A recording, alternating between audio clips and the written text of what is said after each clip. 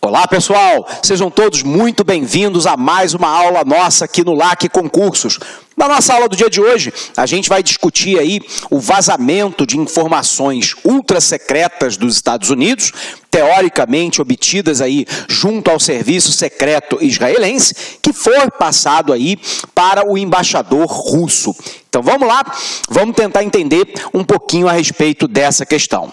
Primeiro, você se recorda que desde a campanha presidencial nos Estados Unidos, disputada lá de um lado pelo presidente Donald Trump do Partido Republicano, que é um partido mais conservador, com uma linha econômica mais liberal, e do outro lado, né, a democrata do Partido Democrata, Hillary Clinton, de um partido, né, considerado mais progressista, um partido mais à esquerda no espectro do eleitor americano, e por um outro lado, muito mais ligada a uma intervenção mais atuante do Estado dentro da economia.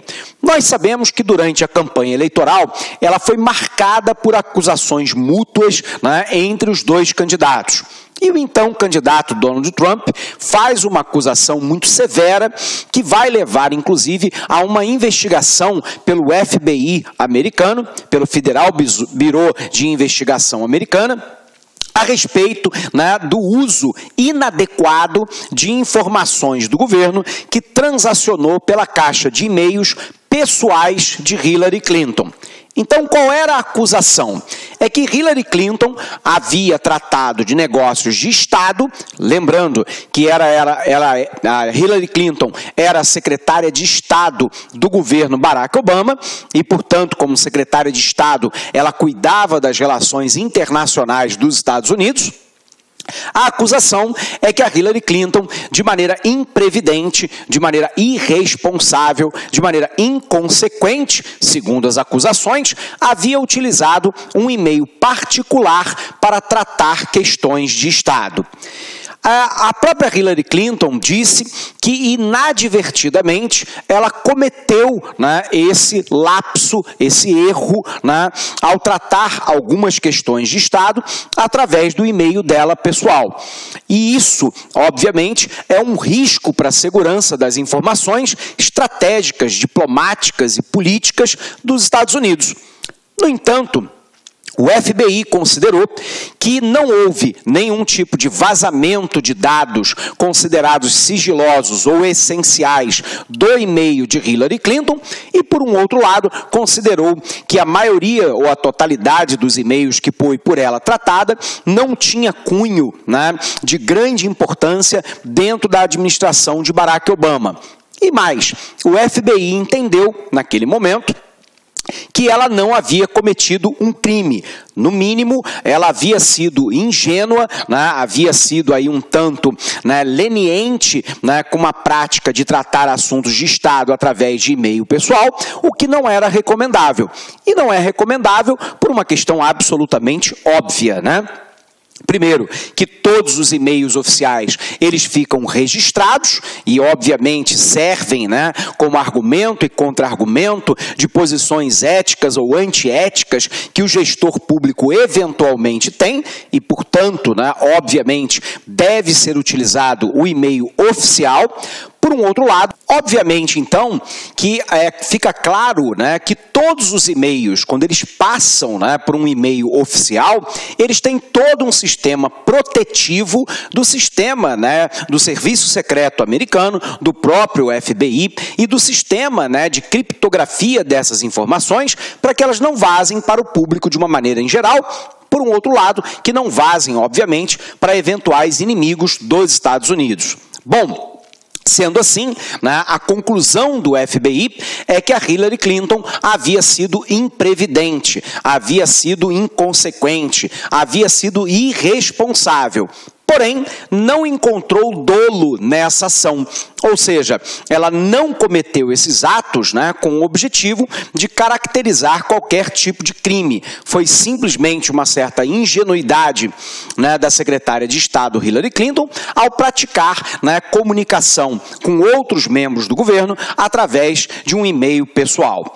No entanto, isso foi utilizado durante a campanha de Donald Trump, pelo próprio Donald Trump, para poder mostrar para o cidadão americano de que Hillary Clinton não estaria preparada ou à altura de assumir a presidência da República nos Estados Unidos. Isso porque a alegação de Trump é que se, como secretária de Estado, ela tem uma ação imprevidente, inconsequente, irresponsável de tratar coisas de Estado através de um e-mail pessoal, imagina o que ela faria se alcançasse o poder, né, dos Estados Unidos, que é a maior potência econômica, política e militar de todo o mundo. Óbvio que essa avaliação é uma avaliação, no mínimo, extremamente exagerada, né, a respeito de um possível comportamento de Hillary Clinton dentro do poder. Mas, no jogo político, obviamente que isso funcionou. E isso foi mais um argumento, né, que o republicano utilizou para poder convencer a população americana de que Hillary Clinton era uma pessoa despreparada para poder assumir a função de presidente da República.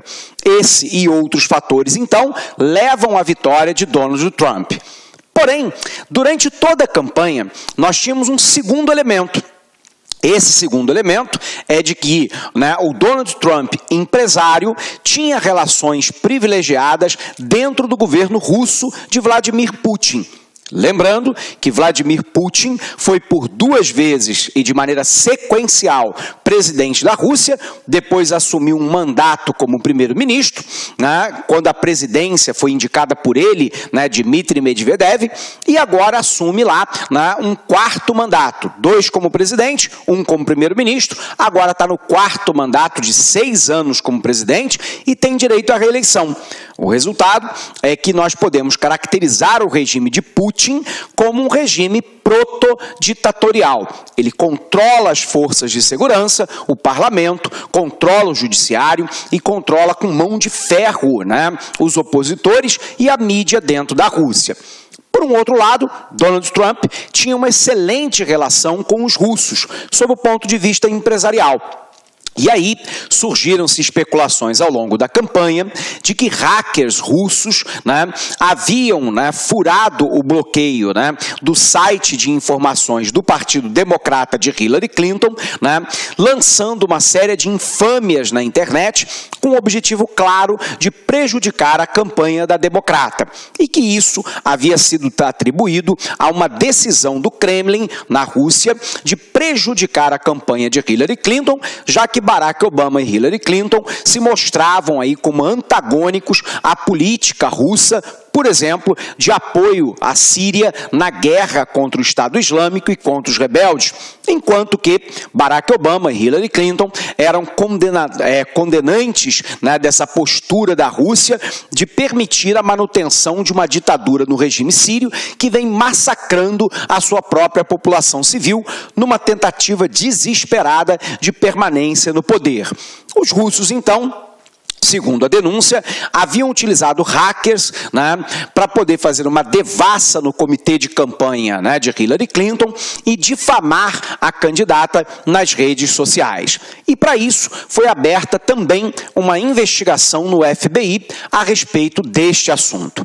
Por um outro lado, havia uma outra denúncia durante a campanha de que Donald Trump, né, tinha relações privilegiadas com o Kremlin e que isso poderia, num segundo momento, né, render uma aliança mais forte entre ambos os países.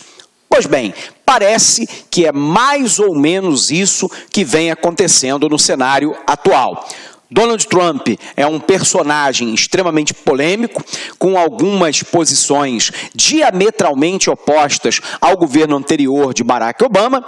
Ele, por exemplo, né, chancela lá uma política xenofóbica em relação à imigração para os Estados Unidos, né? Faz uma crítica muito severa, né, ao estabelecimento da OTAN, a Organização do Tratado do Atlântico Norte, acusando, sobretudo, os países da Europa Ocidental de terem a proteção americana e não contribuírem à altura para essa proteção. Por um outro lado, né, ele acirra as relações com o Estado do Irã, né, lembrando que o Irã teve uma aproximação com os Estados Unidos durante o governo Obama. Por um outro lado, a gente pode perceber que ao longo de toda a sua campanha, ele manifestou algumas políticas, né, extremamente machistas, xenofóbicas, racistas, né, e isso vem dando, né, uma grande oposição nos Estados Unidos, mesmo dentro do Partido Republicano, à sua presidência. E agora nós temos aí um mais novo escândalo. Nesse escândalo, né, segundo, né, foi publicado no jornal de Washington Post, o presidente, né, havia revelado para o embaixador russo um segredo de Estado passado, né, pelo Serviço de Inteligência de Israel. Ele havia dito para o embaixador russo, passando informações fundamentais, de que o grupo Estado Islâmico, que atua sobretudo no Iraque e na Síria, preparava novos atentados terroristas pela Europa e também contra a Rússia, utilizando-se basicamente de notebooks e tablets explosivos que poderiam, né, ser carregados por passageiros em aeronaves comerciais. E que óbvio, né? Se você explode um notebook ou um tablet, isso pode levar à queda do avião, obviamente com a mortandade aí de dezenas de pessoas. A grande questão é crime a passagem dessas informações para os russos? Não, não é crime. Por um outro lado, é uma imprevidência por parte do Trump. Quando você quer compartilhar informações que são segredos de Estado, a diplomacia diz que, primeiro, você tem que perguntar à fonte, no caso os israelenses, se essa informação é verdadeira e pode ser compartilhada. É uma questão de respeito pelos serviços de inteligência, porque você pode passar uma informação que não seja exatamente a totalidade da verdade, ou pode, muitas vezes, expor as fontes, né, de espionagem israelense dentro do Estado Islâmico. E isso coloca em risco os agentes israelenses que atuam, né, nessa espionagem. Por um outro lado, isso deve ser feito de maneira democrática, com uma troca formal, né, de informações entre os serviços de inteligência americana, da Companhia de Inteligência Americana, a CIA, com os serviços de inteligência russo.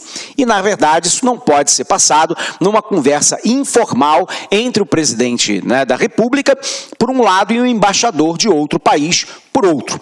E isso fez trazer à tona, novamente, no parlamento e entre a população americana, a suspeita clara de que essa relação de Trump com os russos, ela, no mínimo, está muito mal explicada. Por que é que Trump insiste, né, em ter uma relação com os russos, com troca de informação estratégica de Estado, né, com os russos, que historicamente foram inimigos dos Estados Unidos. Mas não somente isso, mas pelo fato de que hoje a Rússia e os Estados Unidos, muitas vezes, têm posição... Olá, meus amigos, minhas amigas, sou o professor Luiz Antônio de Carvalho, estou aqui para fazer um grande convite para vocês, vocês que acabaram de assistir aí um pedaço de uma aula demonstrativa do Lá Concursos. Nós do Lá Concursos preparamos aí um super projeto pedagógico, super competitivo, para a Prefeitura de Extrema 2017-2018. Um curso específico, focado, que eu tenho certeza absoluta, com esses professores, com a sua força de vontade e com a ajudinha do Lá Concursos, você vai ficar competitivo para a prova da Prefeitura de Extrema. Gente, atenção, nosso curso, ele custa apenas 10 parcelas de R$25. Nós temos muito mais aulas do que essas aulas demonstrativas que nós disponibilizamos no YouTube. Temos o nosso projeto pedagógico, que é o Personal Coach. Personal significa pessoal e coach significa treinador. Se você cumprir as nossas metas de estudos, tenho certeza que você vai ficar super competitivo. Tá bom, meus amigos, minhas amigas? Espero você... Ah, já esquecendo. Você quer esse material de apoio aí do professor? Então clique aqui embaixo, tem um link, aproveita, se inscreva, dá um likezinho aí no nosso vídeo, faça um comentáriozinho, clique aqui embaixo e faça o download gratuitamente. A única coisa que a gente vai pedir é um pequeno cadastro simbólico no site para que vocês aí fiquem altamente competitivos. Espero vocês, um forte abraço, fui, tchau. Clique lá.